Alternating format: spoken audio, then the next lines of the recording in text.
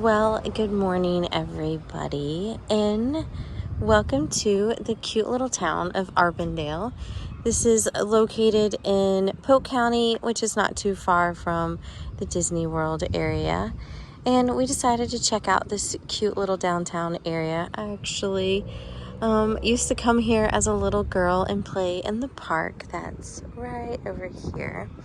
But I thought we'd walk around and check out some of their historical sites. They do have a walking tour that you can do, and I'll add a link to that down below with the website that will show you all the different stops to the walking tour that they have. But the first stop on the walking tour here is the Baynard House. And look how gorgeous this house is. We have the metal roofs on top, this gorgeous wraparound porch. Now the house is closed. It's only for appointments only to go inside the house, but we can go in here and check out some of the stuff walking around the backyard and everything.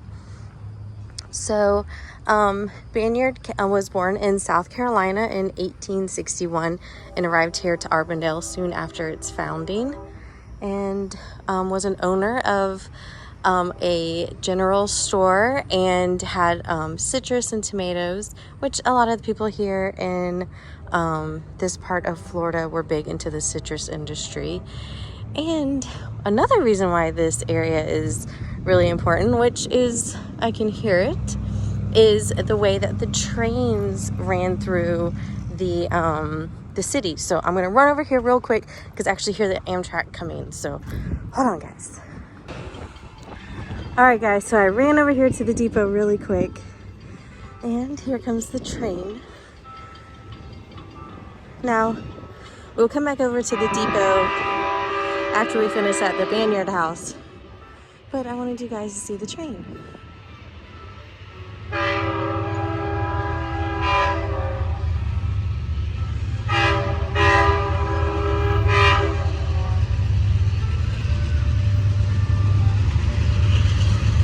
There it goes.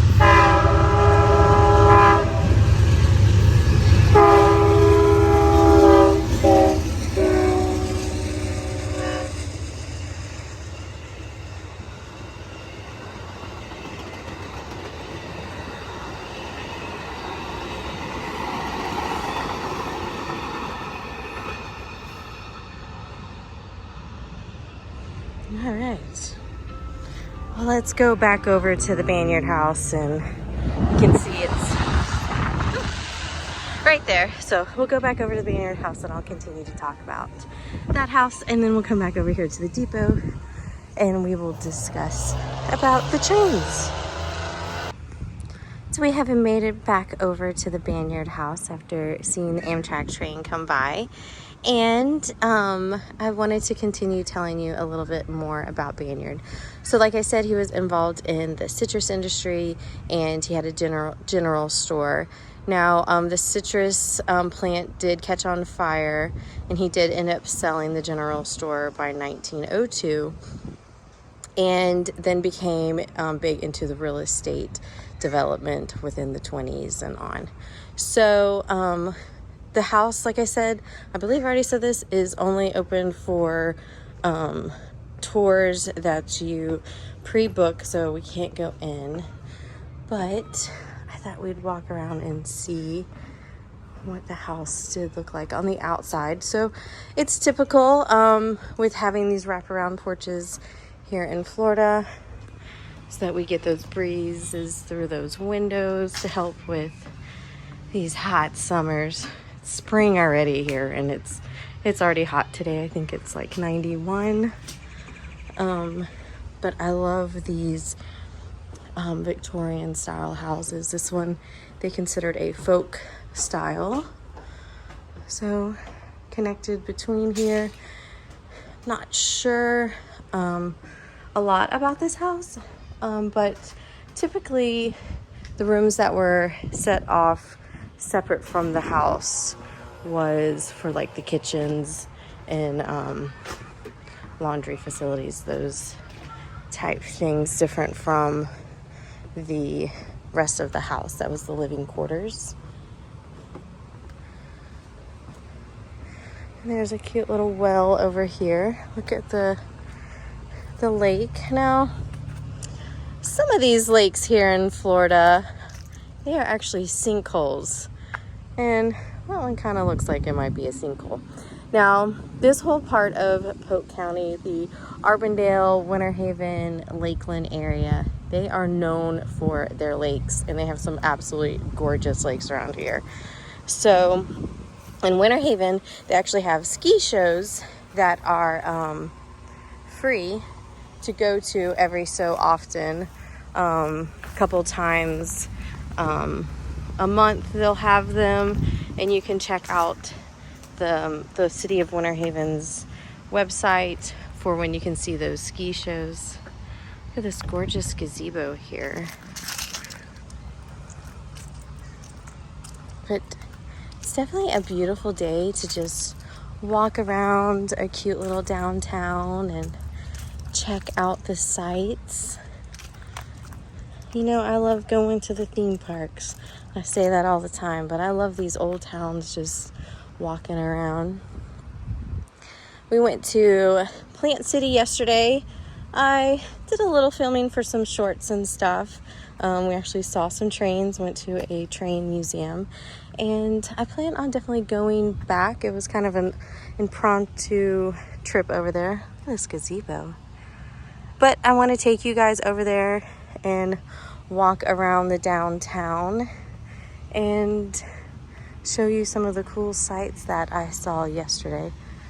Look at this saghorn fern. I believe that's what it's called. That thing is huge. This tree is just gorgeous. Be a nice place, have a bench right here and just sit down, read a nice book. Oh, there's a bench right there. All right, I see another historical marker, so I'm gonna go check that out, and then we'll move on to the next stop. Now, stop number 1 was the History Museum. It was closed today. Today is a Sunday, so they were closed, but and they didn't have any information about when their hours normally are on the door. But I will check that out when I get home, and I'll add a link down below for the History Museum of Auburndale down there. So that's stop number 1, 2. Baynard House is stop number 3, or stop number 2. Stop number 3 is actually the depot that we just saw a second ago.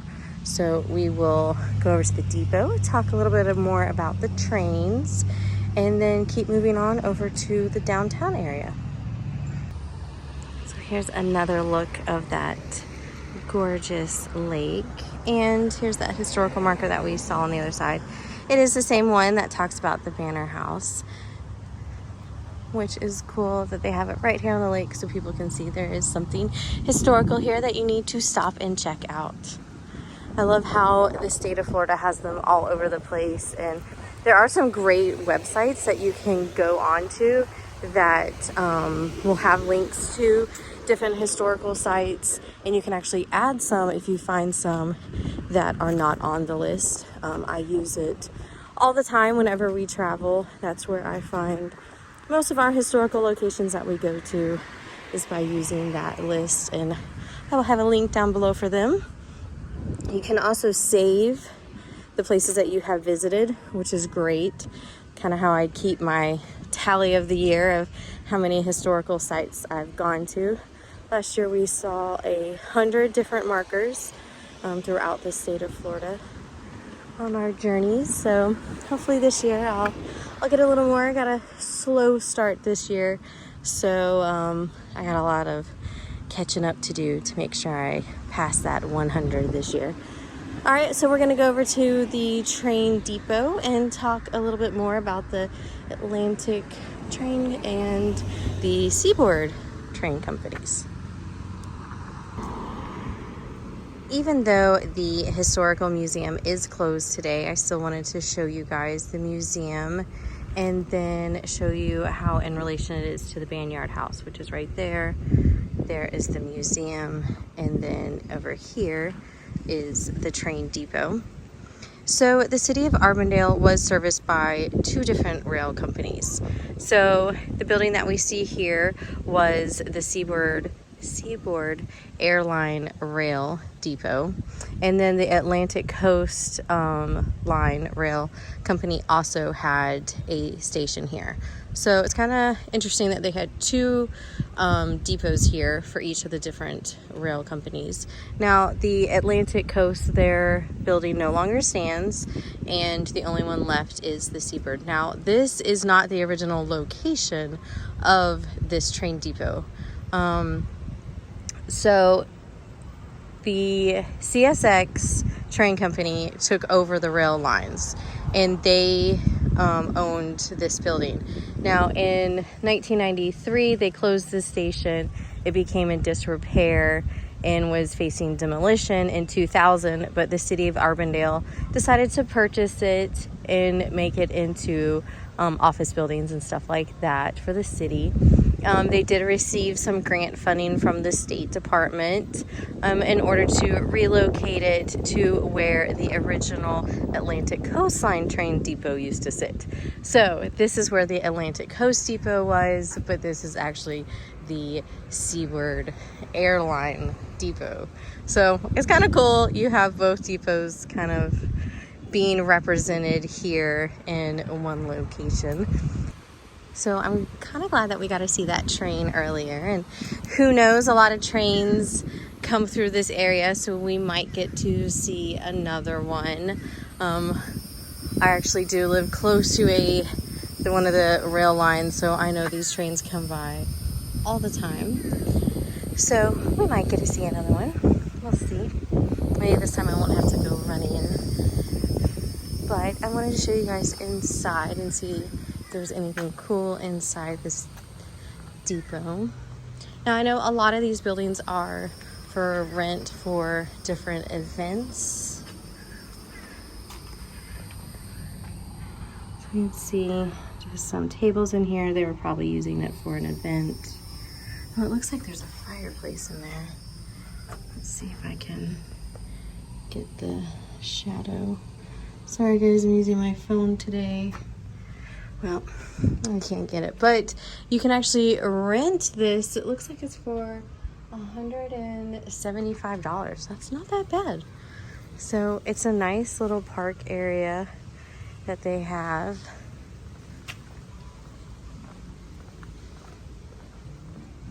Now, we were saying when we were over here earlier and we saw the Amtrak train go by that it'd be nice if they had some benches all along here. When we were in Plant City yesterday, they had a whole viewing area and benches and everything that you could sit and watch the trains come by, and that would be nice if the City of Auburndale would do the same kind of thing here. So there's the track in that beautiful park. And we're gonna go check out all this little downtown strip over here. We have a couple different buildings to check out. Down here is a packing plant. Excuse my nails today. A packing plant that we are gonna go see. So yeah, it's a lovely day here in Auburndale today. And I recommend you guys, like, when you're down here visiting Central Florida, stop by any of the small towns. If you see one of the brown signs all around the state of Florida, if you see a kind of a rusted colored brown sign, it's normally for either a state park or a historical location. And so if you see those signs, just stop by. Just look and see what kind of history we have here in the state of Florida. There's a lot of great stuff to come and look at. And a lot of the museums are actually free to visit. They run off of different grants and different things. And so I recommend that when you go into those museums, they always have a book that you can sign. And they ask for your name, where you're from, how many people are visiting, those kind of things. And they do ask for like your phone number, email, or something if you want to be part of their mailing list. Now, you don't have to do that part, but at least make sure that you sign the book. That's actually how they get a lot of their grant money, is by visitors. So they need you to come in, they need you to sign that book and to help support them so that they can keep those facilities running and keep them free for the community. Even the ones that you do pay to go in, most of the time they're really not that expensive. I mean, when you go to Disney, you're paying, you know, $120 to go for one day. You can go to a historical museum for like $10, $15.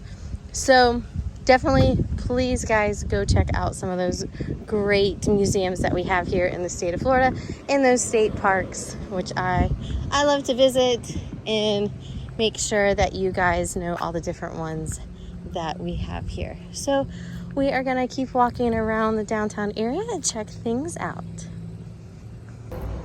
So we just left the train depot, which is right there, and we heard another train coming. We are looking out with these trains today. So this one looks like it might be a CSX train.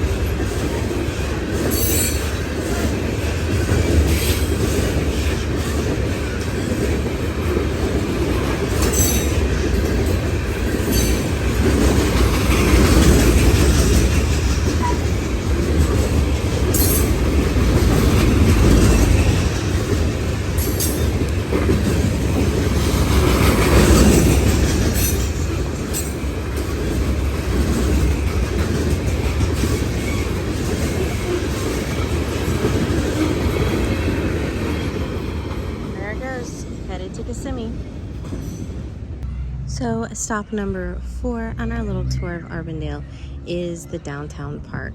So this park was started in 1884 and has continued to be this city's park.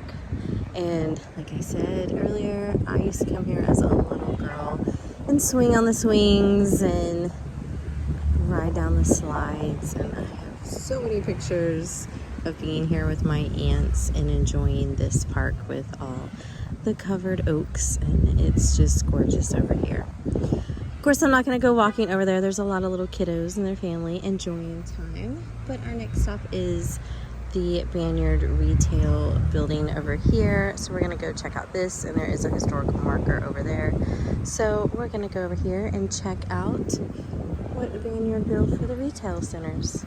So before we headed out of the park, I just wanted to get a view of the Banner retail building from this side before we read that placard to see some more information about this building that he built. But it's very ornate and different than kind of your typical downtown style buildings, which you can see some of their other buildings down here. I like these little pieces here that they've done. It's very cute. Alright, so we're going to wait for some traffic and then we're going to cross the walkway. And we made it over here to the actual retail building. We can see it was built in 1926. Now, reading the plaque, it does say that there was a great fire in 1915 that destroyed most of the business district here in Auburndale. And Vineyard did rebuild his commercial building here on East Park Street in 1926. And additions have been added to this original building. So when we saw Baynard on the top, that was not part of the original building here. That wasn't added until the 30s as a reference to its original owner. And then over the years, the different ornate details were added in an attempt to make it part of the Mediterranean revival style that we see.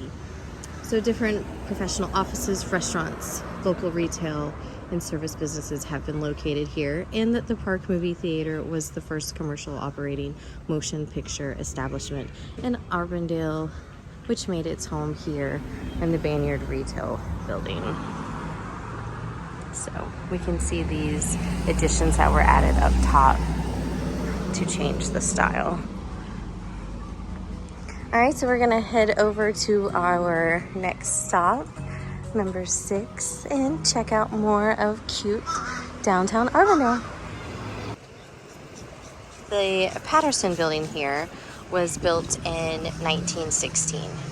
Now, the style that this building is with the masonry is all due to several fires that happened here in Auburndale. So in 1912, 1913, and in 1915, they had several great fires. Now, the 1913 one was actually magnified by a great explosion that occurred with some dynamite that caught on fire.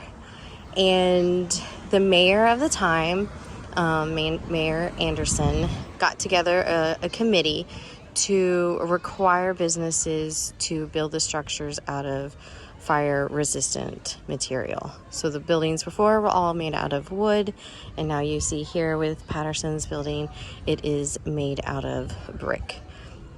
So this building was kind of the start of that here in Urbandale, going into the 20s, where they all turned into masonry buildings. So this building has been at least 2 drugstores, professional offices, and is now an insurance office. This adorable triangle building is actually the only standing building from the Great Fires that actually survived. So this one was built in 1912. It originally housed the State Bank of Auburndale in it. As you can see now, it is a State Farm office. It's also been the post office and a lot of other different companies have run it, engineers, people within the architectural industry. The agricultural industry and different companies have taken control over this building over the time, but I really like how it's this triangular shape. When you come across east here, it kind of separates and you have this cool little triangle shaped building.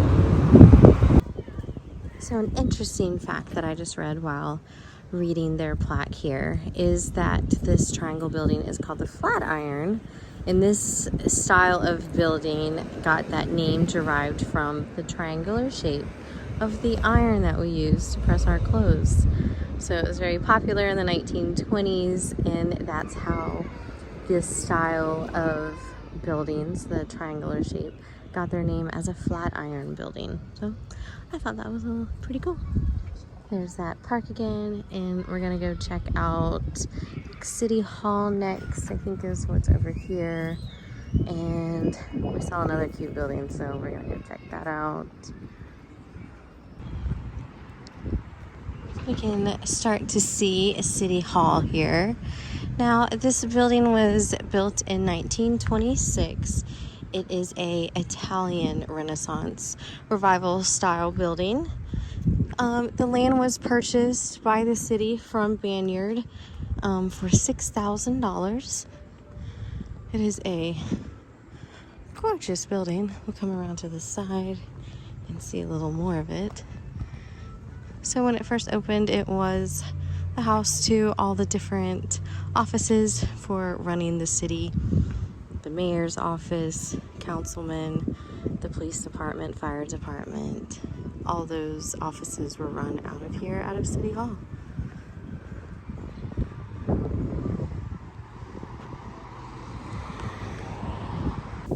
We can see in the distance there we have City Hall, and we have made it over here.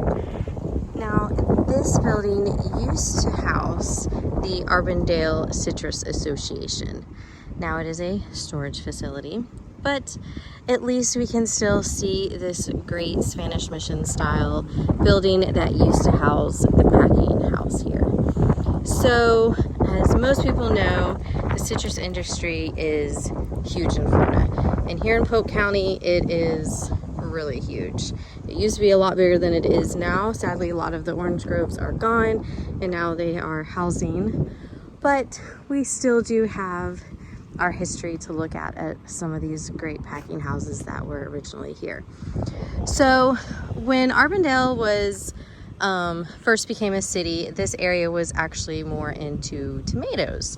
So there was approximately 400 acres of tomato farms here.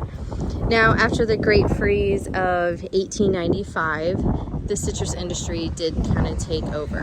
More of those orange groves were planted down here in central South Florida because of the warmer climates down here.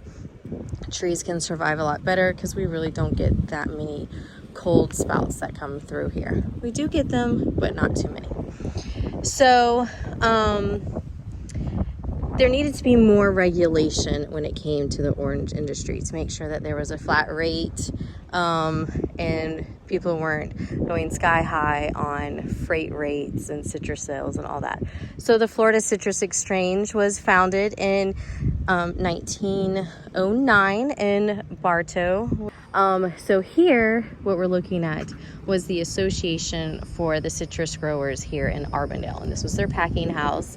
Now, when they first started producing oranges, they had 330,000 boxes of oranges in 1910 that could leave Polk County.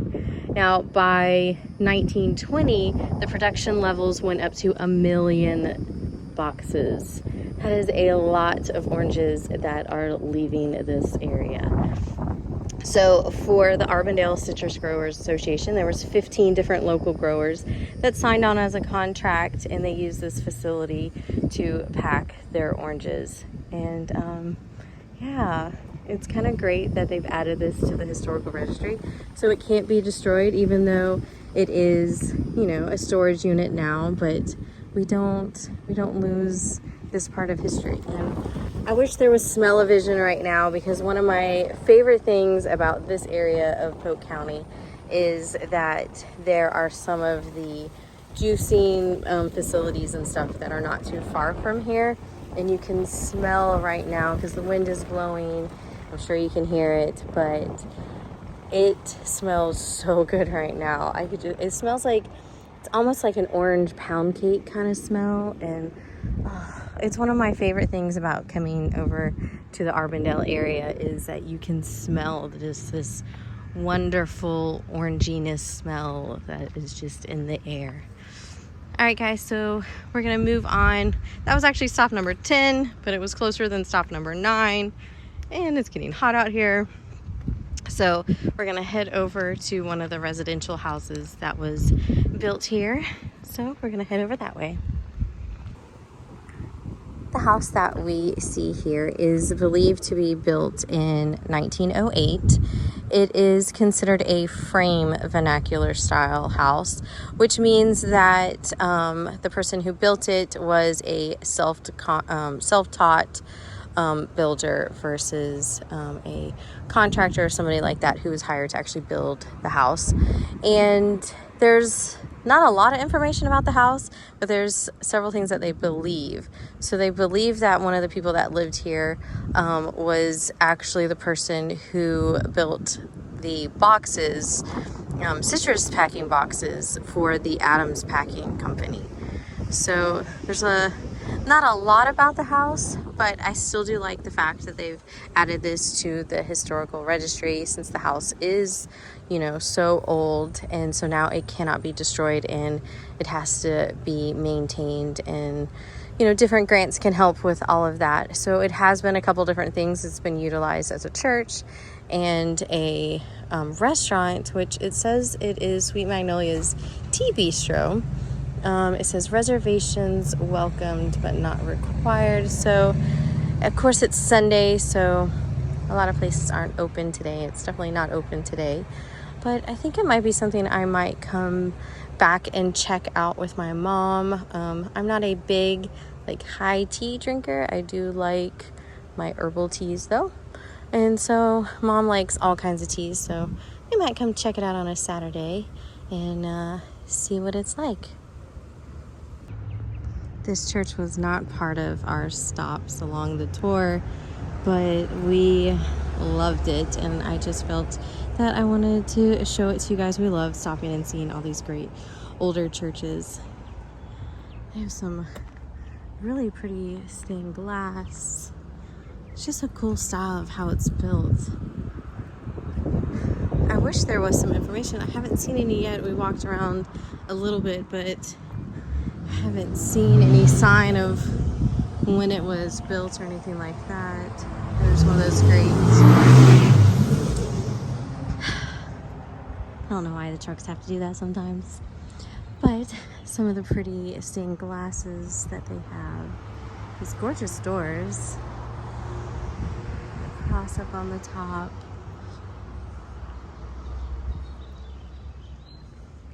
There's a plaque back here. Oh, there's another beautiful stained glass with the cross. So that is their garden of remembrance. The old parish house. That's cute too. I wonder if that's kind of a facility that they use for events and stuff that they have along with the church. But yeah, super adorable.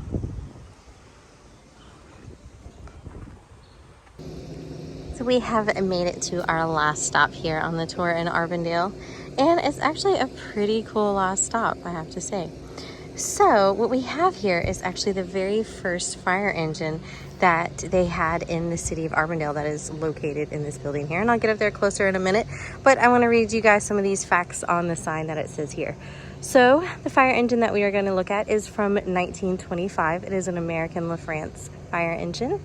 It has, it says it is polished wooden bed with a wooden steering wheel. It is has rare Italian tires and black leather seats, and it was delivered to the city on June 23rd, 1925 via a freight train. So it said that that the engine was in service until 1953, and one of the volunteer firefighters in the 1930s actually named it Grandma. I love that. So the truck was restored in 1979, and it was placed on display at the public library. And then the truck was restored for a second time after there was an arson fire at the library in 1982. And then in 1992, the truck was relocated with a fire station on Orange Street. And then in 2001, the fire department removed again to this location here, and it was placed into this building here, which is nice. It does say that you can ask the fire station if you would like to go on a tour. Now, they just got back from some kind of emergency thing, because we heard them when we were over in the city. So we're not going to mess with them to see if we could look closer at the truck, but we are going to go to the windows and look at it. It says that the building was named after Fire Chief James A. Hancock, who remains to this day as the longest public service member here. That's pretty cool. It says he was in service with the city from 1951 to 1991. Wow. So here is this great truck.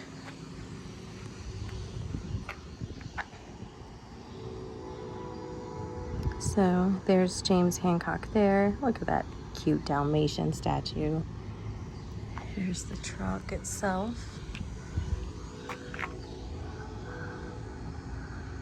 It's so cool that they have kept this restored this whole time. and built this own building for it. And there's its grandma. I love that. You can actually see in the background they have another old fire truck back there as well. Looks like it's from maybe the 60s or something. You can see it back here. But yeah, that was our last little stop for this trip.